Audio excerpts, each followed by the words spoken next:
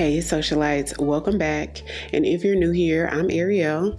I do mainly beauty videos, fragrance, and a little bit of lifestyle over here. So if those are the type of videos you enjoy, I would love for you to hit the subscribe button and come join the family. So in today's video, I'll be reviewing and doing a wear test of Christian Dior's newest foundation, which is in a stick form. I was so excited to pick this up. I love a creamy foundation stick. To me, these type of foundations give you the most skin-like look. They just mimic skin a little better than any other formula, in my opinion. So the claims of this foundation, it's a multi-use foundation stick for a natural blurred finish with up to 24-hour wear and all-day hydration. So that right there tells me that this is going to be great for dry skin to keep you hydrated. It shouldn't look cakey, and we're going to get long wear out of this, hopefully. So our wear test will tell the story. This foundation is also supposed to be heat and humidity resistant. It has a blurring filter effect, and it can be used for foundation or concealer. So one of the key ingredients is C15 to 19 alkane, and I had to look that up because I'm not sure what that is, but when I Googled it, it's a highly stable ingredient that's resistant to oxidation. This means that it will not break down over time and lose its effectiveness. So that probably goes into that 24-hour wear. I did pick the foundation up from Sephora and it retails for $52. So I'm excited to see how this wears throughout the day. If you want to see how I got this look and the wear test after a few hours, then keep on watching. Okay, socialites, so I did start off by moisturizing my skin with the Clinique Moisture Surge 100 Hour. Is my favorite. Dries into the skin really quickly as well. Now, I don't do primers with my foundation reviews. On foundation reviews, I prefer to see how the product performs on bare skin. That way I can recommend the best primer. So here's the outer cardboard packaging that's dark, deep navy blue with silver lettering that just gives very luxe and chic and upscale. I love Dior's packaging. And then the actual component that it comes in is a black.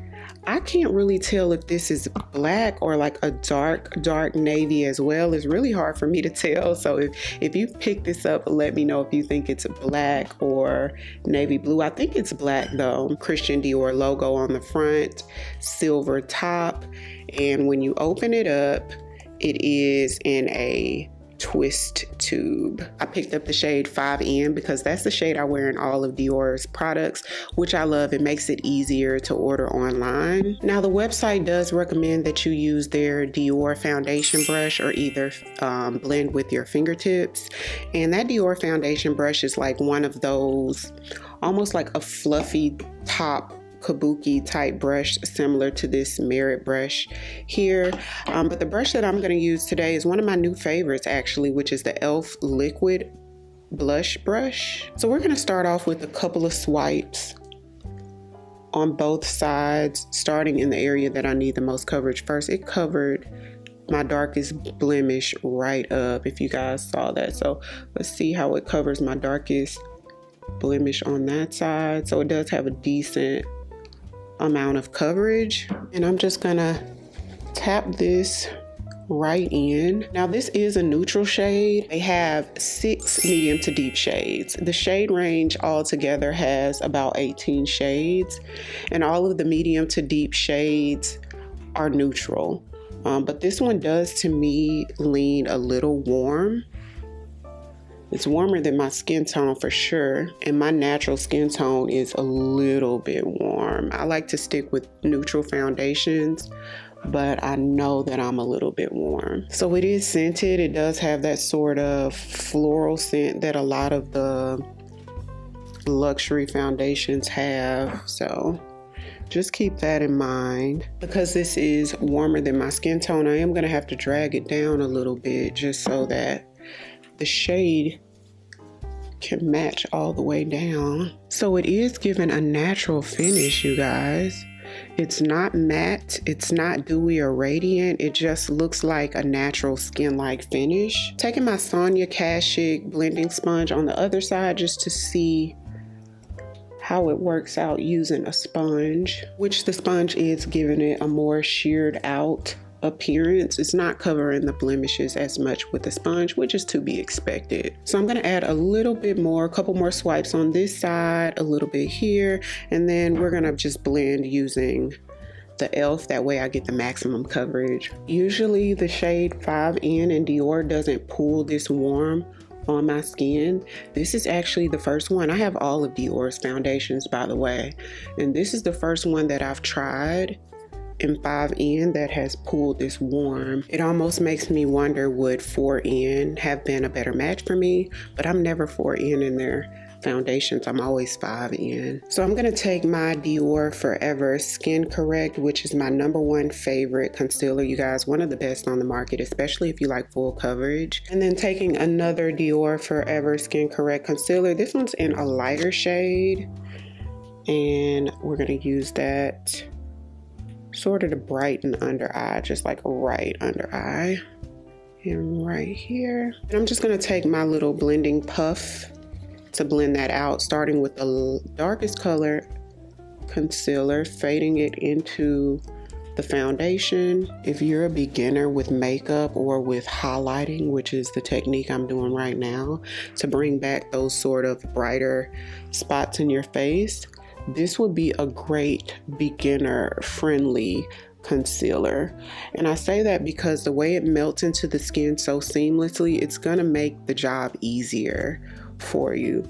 With some other concealers, it takes just a tiny bit more blending. Once you get the hang of it, you can work with any concealer, but this one is just very seamless and effortless. Taking my LYS cream bronzing stick,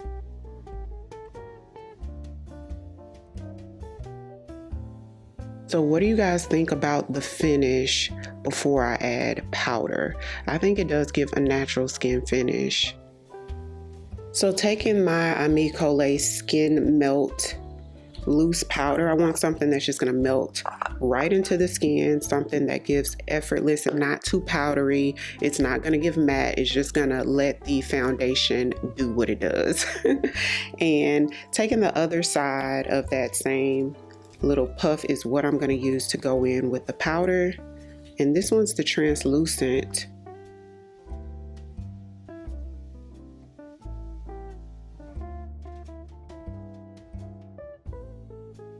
Going in with my Sephora Collection Micro Smooth Powder to lightly set all over.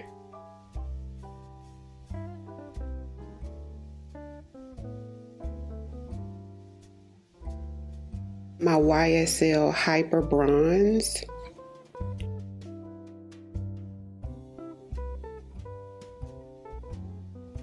For blush, my Pat McGrath blush, and this one is in the shade Paradise Venus. For eyeshadow, I'm going to use my Couture Mini Clutch.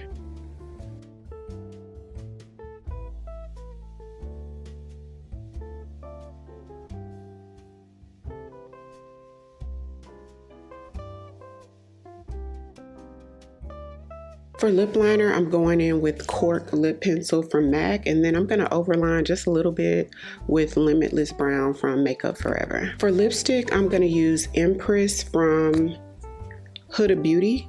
It's a nude shade. It's on the paler nude side. For gloss, I'm going to use Glazed from Lawless.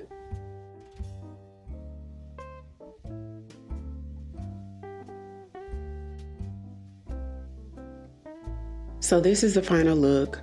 Comment down below and let me know what you think.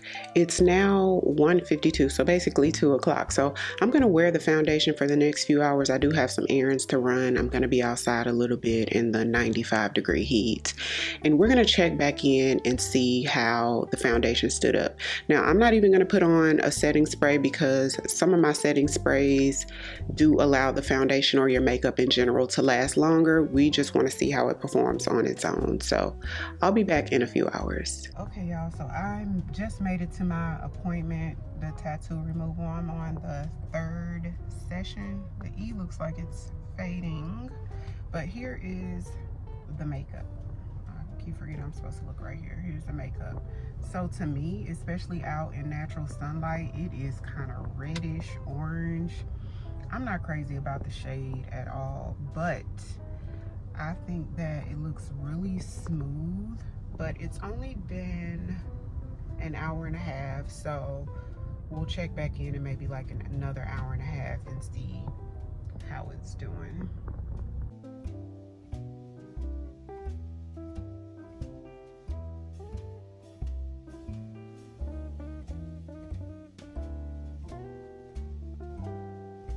Hey socialites, so I'm back. It's right at 5 o'clock, so it's 3 hours later, and this is what we have. So as you guys notice, depending on what lighting I'm in, the color doesn't look bad, but definitely when I'm in studio lighting, I can see the difference, like how warm this shade is compared to my skin tone, and that's my biggest issue with the foundation. Other than that, I do like how smooth it is. So in these 3 hours, it hasn't oxidized. The shade does look the same, and there are no emphasis on fine lines or pores. Now, I do want to mention something about the actual consistency of the product, just so you guys can better understand it. So it is in this creamy formula, but it's not, if you've ever tried the Westman Atelier foundation that's almost like buttery, creamy on the skin, or if you've tried that, the Patrick Ta foundation that's in that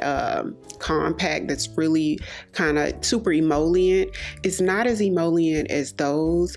The consistency of this is more like the Fenty stick, the eavesdrop skin tint in the stick form, almost like that. I don't want to say dry because it is creamy, but it's a little drier feeling than like the other two textures that I was telling you guys about. And I feel like when it's that sort of consistency that it lasts a bit longer.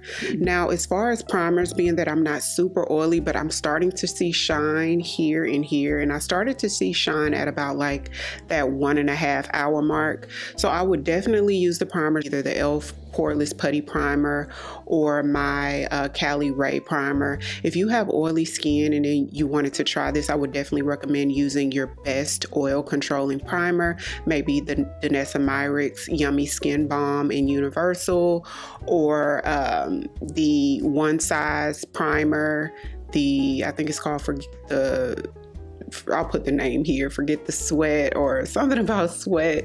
That one's really good too, but those are a little bit too drying for me because I have sort of that normal combo skin. But if you have straight up oily skin, those will probably work well. Other than that, like I said, I love how smooth and creamy and flawless it is. When I look really, really close, it's so smooth. I do like the finish of it as well. My skin looks very buttery and healthy. I love that. Although I wouldn't be comfortable with the shade just because it's inconsistent depending on what light I go into. It may look a bit orangey or red. So I'm probably going to wait till it's in stores and try one shade lighter, the 4N, and see what that's giving, because if you see like my skin tone here versus here, 4 may work for me. I'm not sure. Comment down below. Let me know, what do you guys think about it so far, and have you tried it yet? If you were interested in trying the foundation or anything else that I used today in today's video, you can click on that white shopping tab on the screen to check the products out, and I'll also have them linked in the description box for your convenience. If you're new here, welcome. I would love for you to come join the family by hitting the subscribe button. Thank you all so much for watching, and I'll see you on the next one. 'Cause I've been where you are.